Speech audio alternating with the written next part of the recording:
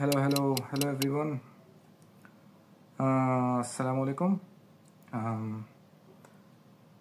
দ্বিতীয় দিনের খেলা শেষ হলো, Bangladesh versus India first test. Very disappointing day for Bangladesh today.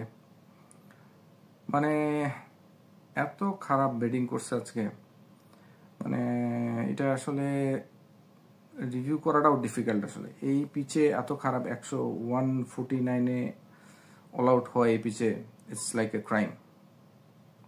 I believe it's a crime because pitch অনেক ফ্ল্যাট উইকেট ছিল।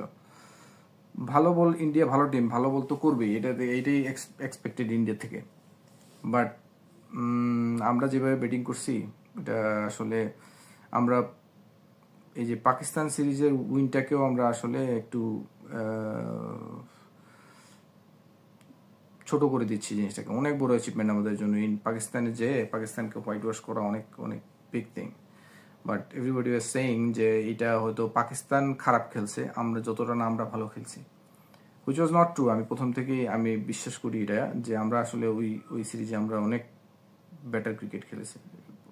মানে ওভারঅল বাংলাদেশের টেস্ট হিস্ট্রি যদি আপনি চেক করেন, বাট ব্যাটিংয়ের এই সমস্যাটা ওইখানে ছিল।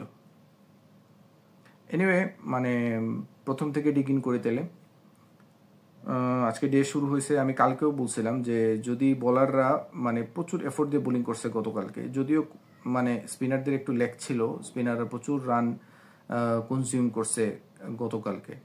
একটু টাইট বোলিং করা উচিত ছিল। যখন দেখতেছে পিচে কিছু আসতেছে না, পিচ থেকে কোনো সাপোর্ট পাওয়া যাচ্ছে না, তখন আসলে স্কোরটা কন্ট্রোল করা উচিত ছিল, যেটা মিডল ওভারে ইন্ডিয়া আজকে করছে। যদিও বাংলাদেশ খুব একটা স্কোর করে নাই, বাট যখন স্কোর হচ্ছিল তারা কিন্তু টাইট বোলিং শুরু করে দিছে। তারা কিন্তু ওয়েট করে নাই যে না 5-6টা উইকেট পড়ছে, আমরা আরো প্রেশার দেই, সব সিলিতে এনে ইয়ে করি। তারা একটা প্ল্যান করছে যে রান ড্রাই করলে তারা জানে যে আচ্ছা ওইটাতে আমরা পরে আসবো, ব্যাটিংয়ে আসবো আমরা। Start with from the morning, যেটা কালকে বলছিলাম যে যদি আর্লি উইকেট নেয় তাহলে কাম ব্যাক করার একটা সুযোগ আছে। বোলাররা আজকেও কিন্তু ফুল এফোর্ট নিয়ে বোলিং করছে, স্পেশালি তাসকিন। হাসান মাহমুদকে একটু টায়ার্ড মনে হইলেও তাসকিন ফুল পাওয়ার দিয়ে বোলিং করছে আজকে, এবং এটা রেজাল্ট আসছে। আমরা কিন্তু আর্লি মর্নিং তাদেরকে অল আউট করতে পারছি, যে এই যে জায়গায় হয়তো অনেক স্কোর হয়ে যেতে পারতো, 450-500 হয়ে যেতে পারতো, চান্স ছিল। জাদেজা এবং আশ্বিন দুজনেই ভালো খেলতেছিল। আর বাংলাদেশ কিন্তু এখানে র্যাপ আপ করছে অ্যারাউন্ড 37 রানের ভেতরে কনজিউম করে 4টা উইকেট কিন্তু আর্লি নিয়ে নিছে। তারপর আমরা আসি ব্যাটিংয়ে শুরু। কলেরা পার্টি শুরু হয়ে পরে মানে এত টপ অর্ডার বলতে যে বাংলাদেশে কিছু আছে, এটাই মানে আমাদের আসলে উচিত 3-4 থেকে ব্যাটিং শুরুই করা। কারণ যেদিন টপ অর্ডারের একজন রান করে, ওই দিনও দেখা যায় যে 4-5টা উইকেট পড়ে গেছে আমাদের, বা 3-4টা উইকেট পড়ে গেছে। এরপরে এসে মিডিল অর্ডার অথবা লোয়ার মিডিল অর্ডার খেলা ধরতে হয়। এটা লাস্ট সিরিজে আমরা খুব ভালো খেলছি, ওইটাতেও এই সেম প্রবলেম ছিল। মানে আমাদের অবস্থা কি এরকম যে একটা মিডল ক্লাস ফ্যামিলির ছেলে একজনই চাকরি করতে পারবে, একজনই রুজি করবে, বাকিরা বসে খাবে, এই অবস্থা। মানে বাংলাদেশ টিমে বোলার হওয়াটা একটা আসলে একটা ক্রাইম, মানে একটা পরিশ্রমের কাজ। এটা একটা একদম লেবার, মানে ধরেন কয়লার লেবার অথবা বালুর লেবার বলতে পারেন, ডে লেবার টাইপের। পেসাররা কালকে পুরা দিন বোলিং করছে, আজকে সকালে এসে আবার বোলিং করছে। ব্যাটসম্যানরা একটা দিন মানে 2টা সেশন কন্টিনিউ করতে পারেনি, আবার বোলারদেরকে আজকে বোলিং করতে হয়েছে। চিন্তা করেন আপনি এই গরমের মধ্যে চেন্নাইয়ে, মানে কি বলবো। আর আউটগুলা তো মাশাআল্লাহ, কলেরা পার্টি তো আর কিছু বলার নেই। প্রথম 3 উইকেট 4 উইকেট এটা বাদ দিয়ে আমাদের খেলা শুরু করতে হয়। একটা জিনিস হচ্ছে যে আপনার নতুন বলে পিচে কিছুই নেই, মানে যত যাই বলুক, আমি খেলা পুরোটা দেখছি, পিচের মধ্যে কিছুই নেই। নতুন বলে যে কোনো জায়গায় সুইং করবে, এটা একটা একদম নর্মাল। ইন্ডিয়া ভালো টিম, ওরা জানে এই পিচে কিভাবে বোলিং করতে হয়। আর একটা জিনিস হচ্ছে পাকিস্তানের ওই এক স্পেল যেটা খুরম শেজাদার ওই করছিল, ওই স্পেলটা কিন্তু ইন্ডিয়াও দেখছে এবং ইন্ডিয়া জানে ওই জায়গায় এক্স্যাক্ট ওইটাই ঘটছে। রাউন্ড দ্য উইকেট যা আউটসাইড অফ সাম থেকে ভেতরে নিছে বল, এবং সবাই একজন করে সিরিয়ালে কলেরা শুরু হয়েছে। আমি একটা জিনিস বুঝি না, এটা তো একদম বেসিক জিনিস। আপনি ইন্ডিয়ার আউট দেখেন আর আমাদের আউট দেখেন, আপনি ডিফারেন্সটা বুঝতে পারবেন। ইন্ডিয়াও কিন্তু ফার্স্ট স্পেলে গতকালকে স্ট্রাগল করতেছিল। রোহিত শর্মা, বিরাট কোহলির মতো প্লেয়ারও কিন্তু মানে বুঝতে পারছে যে এখানে টার্ন করতেছে, বল শেপ হচ্ছে, আমাদেরকে দেখে খেলতে হবে। তারপরে উইকেট গেছে। কিভাবে গেছে? ওরা কিন্তু লাইন কাভার করে খেলছে, আউটসাইড এজ হয়েছে, কিপারে গেছে অথবা স্লিপে গেছে। সো বেসিক রুল হচ্ছে কি, যে কোন দিকে সুইং করতেছে আপনি যদি না বোঝেন, আপনি আপনার মানে ইনসুইং কাভার করবেন, আপনি ইনসুইংয়ে বিট হবেন না। আউটসুইং যদি বল বেশি সুইংও করে, আউটসুইং করে আপনাকে ব্যাটসম্যান বোলারকে নিয়ে যেতে হবে। তো আউটসুইং মানে স্টাম্পে ফেলায় আউটসুইং করায় নিয়ে যাওয়া অনেক ডিফিকাল্ট, এবং ওইটা 1-2টা বলেই হবে, প্রতি বলে হবে না। সো ব্যাটসম্যান যেটা করে যে ইনসুইং কাভার করে, ব্যাট এবং প্যাডের মাঝখানে কোনো গ্যাপ থাকবে না, এবং আমি সবসময় এজিউম করে খেলবো যে বল ইনসুইং হচ্ছে। ওই জায়গায় আমাদের লেফট হ্যান্ডারদের দেখেন অবস্থা, একদম কলেরা পার্টি। ইনসুইং হইতেছে, বল ছাড়তেছে, উইকেটে পড়তেছে, আসতেছে যাইতেছে। মুমিনুল বল দেখতে দেখতে চা পানি খায়া আস্তে ধীরে খেলতেছে, বল ঢুকে গেছে ততক্ষণে স্টাম্পে ব্যাটে লাগে প্যাডে লাগে যাইতেছে আসতেছে। আপনি মুশফিকের আউট দেখেন, 3 স্টাম্প বাইরে খোঁচা মারা, এটা মুশফিকের পুরনো সমস্যা। যাই হোক, মানে তাও মুশফিকে তো আউটসাইড এজ হয়েছে, ইনসাইড এজ হয় নাই, বাট সেও কিন্তু বাইরে খেলছে, বুটির বাইরে খেলছে। সো আমি আসলে ওই কলেরা পার্টিতে আমি খুব একটা ডিসঅ্যাপয়েন্টেড না। কলেরা পার্টি আমি ধরেই নিছি যে 3 উইকেটের পর থেকে বাংলাদেশে খেলা শুরু হবে। প্রথম 3 উইকেট মানে একদম কি বলবো, মিলাদের আগে গোলাপ জল, মানে প্রথমে ছিটাই দিতে হবে এগুলা। মানে এগুলা আমি আসলে ডিসঅ্যাপয়েন্টেড হয়েছি এই শান্তর ব্যাটিংয়ে, মানে শান্তর আউটটাতে। শান্ত কিন্তু 20 রান করে খেলতেছিল, সে মোটামুটি সেট হয়ে গেছে। যে যখন আপনি ফরওয়ার্ড ডিফেন্স করবেন, তখন আপনার আইলাইনের সাথে ভার্টিক্যালি ব্যাটের কন্ট্যাক্ট পয়েন্টটা থাকতে হবে। মানে আপনি চোখের নিচে আয়না যেটা বলে বিলো দ্য আইলাইন আপনি ডিফেন্স করতে হবে, তাইলে আপনার ফরওয়ার্ড ডিফেন্সটা সাকসেসফুল হয় মোস্ট অফ দ্য টাইম। বা আপনি আউটটা যদি দেখেন, আমি একটা পিকচার দেখাচ্ছি এখানে, আপনি দেখলে বুঝতে পারবেন যে সে ডিফেন্স করছে ঠিকই, কিন্তু অনেক হার্ড ডিফেন্স করছে এবং আই লাইন থেকে অনেক সামনে করছে ডিফেন্স, যে কারণে ওই বলটা এজ হয়ে স্লিপে চলে যায়। বাট শান্তকে ইভেনচুয়ালি রান করতে হবে, মানে ক্যাপ্টেন ঠিক আছে এতদিন থেকে খেলতেছে, অনেক ইনিংসে রান নাই, বড় ইনিংস খেলতে হবে। সো শান্তর আউটটা ভেরি ডিসঅ্যাপয়েন্টিং ছিল। আর যে জায়গায় আমরা ম্যাচটা পুরাপুরি হাত থেকে চলে গেছে, এবং আমরা মানে হেরে তো গেছি, এটা তো কোনো উইদাউট এনি ডাউট যে আমরা we have already lost the match. Comes to the point যে কোন টাইমে আমরা হারতেছি, আমরা কি ডে 3-তে হারতেছি নাকি ডে 4-এ হারতেছি। ডে 5-এ যাইতে হইলে বাংলাদেশকে এক্সট্রাঅর্ডিনারি ব্যাটিং করলে খেলাটা হয়তো ডে 5-এ যাইতে পারে। জেতার চান্স আমি মোটেও দেখতেছি না, 1%ও চান্স নাই, এটা সবাই জানে, এটা ওপেন, ইভেন ইন্ডিয়াও জানে। যাই হোক, সো আমরা ওই ম্যাচটা একদমই হাত থেকে চলে গেছে যে জায়গায়, এটা হচ্ছে আমি একটা পিকচার আপনি দেখলে বুঝতে পারবেন, ওই পিকচার শোজ এভরিথিং, যে এইখানে আমাদের হাত থেকে খেলাটা চলে গেছে। মানে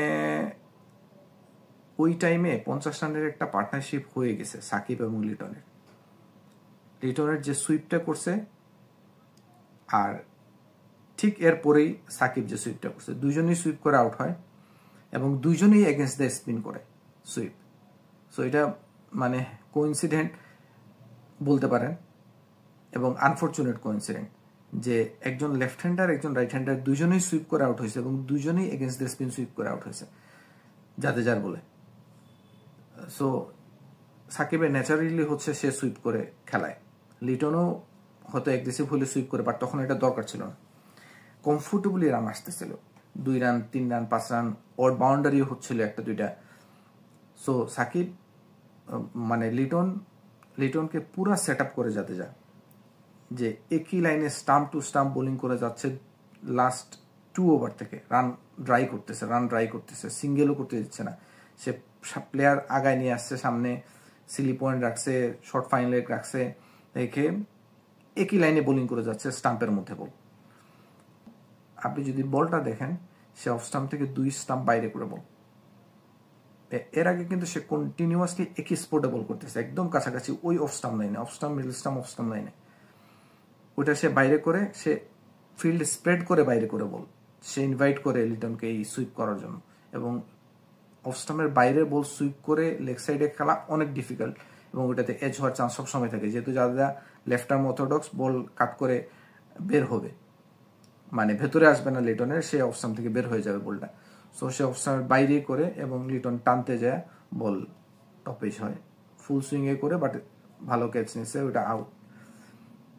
তারপরে মেহেদীর সাথে একটা পার্টনারশিপের সুযোগ ছিল, সাকিবের মাথায় যেন কি আসলো, মানে হঠাৎ করে সে রিভার্স সুইপ করে, খুব আমি হার্ডলি দেখছি তাকে স্কোর করতে রিভার্স সুইপে, ইভেন টি-20তেও আমি রিভার্স সুইপে ভালো স্কোর করতে, সাকিব যে ভালো রিভার্স সুইপ করে টি-20তেও আমি দেখি নাই। হঠাৎ করে তার মাথায় কি আসতো, সে রিভার্স সুইপ করতেছে জাদেজাকে, 15 ওভারে ইনসাইড এজ হয়েছে, শুতে লাগছে, বল উপরে উঠছে, এটা আনফর্চুনেট যে শুতে লাগছে, বাট এজ তো হয়েছে, কিছু করার নেই। এই জায়গায় আমরা খেলা কমপ্লিটলি লস্ট হয়ে গেছে, খেলা আর কাম ব্যাক করার কোনো সুযোগ নেই, কারণ হাসান মাহমুদ, তাসকিন, টেলেন্ডার যতটুকু পারছে স্কোর করছে, করার চেষ্টা করছে। তো এখানে আসলে 140 150 বেশি হওয়ার কথাও না। এনিওয়েজ, মানে ভেরি ডিসঅ্যাপয়েন্টিং ব্যাটিং। আমি এটা মানতেই পারতেছি না যে এই পিচে 150-তে বাংলাদেশ অল আউট হয়ে গেছে, এত বড় একটা, এত এনকারেজিং একটা উইনিং মোমেন্টাম নিয়ে এই টুর্নামেন্টে আসার পরেও। এখন ইন্ডিয়া ব্যাটিং এ নামছে, ওইটা আসলে অ্যানালাইসিস করার কিছু না, ইন্ডিয়া এগ্রেসিভ খেলবে, আজকে একটু স্লো খেলছে, ইচ্ছা করি এই কম্পারেটিভলি স্লো খেলছে, একদম যে স্লো খেলছে এরকমও না। 22-23 মনে হয় 25 ওভারের খেলা হয়েছে, 25 বা 26 ওভারের, ওইখানে প্রায় 90 রানের মতো করে ফেলছে ইন্ডিয়া। লিড অলরেডি 300-300 আপ, এবং আমার ধারণা আমি যে সে ইন্ডিয়া হয়তো কালকে মর্নিং সেশনে হাফ অ্যান আওয়ার একটু স্লো খেলবে, এরপরে এগ্রেসিভ খেলা শুরু করবে, ম্যাক্সিমাম 2 সেশন খেলবে তারা, আমার ধারণা 2 সেশন খেলে হয়তো 400-450 মধ্যে বাংলাদেশকে দিয়ে দেবে।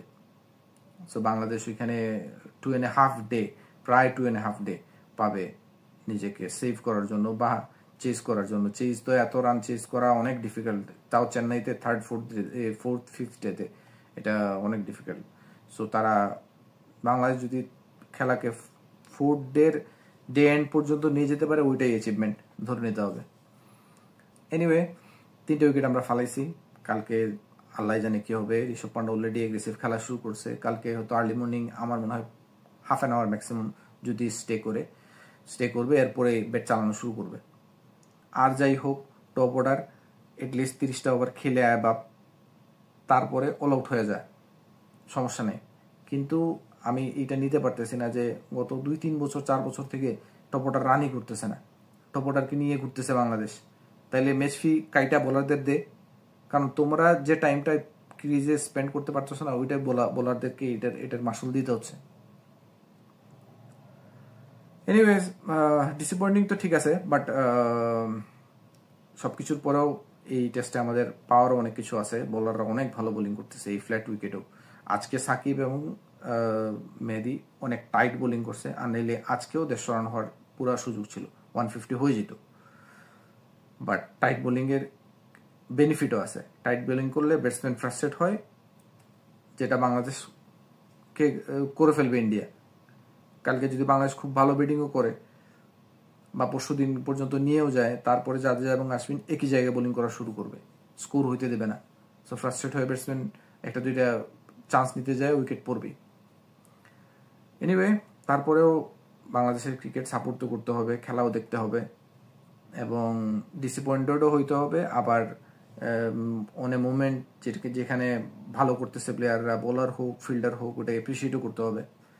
So best of luck for the survival to Bangladesh টিমে অবভিয়াসলি। আর আপনাদের হচ্ছে দেখে যান, খেলা কন্টিনিউ করে যান, মাঝে মাঝে ডিসঅ্যাপয়েন্টমেন্ট আসবে, আর মাঝে মাঝে আমরা ভালোও খেলবো। ওকে, আল্লাহ হাফেজ।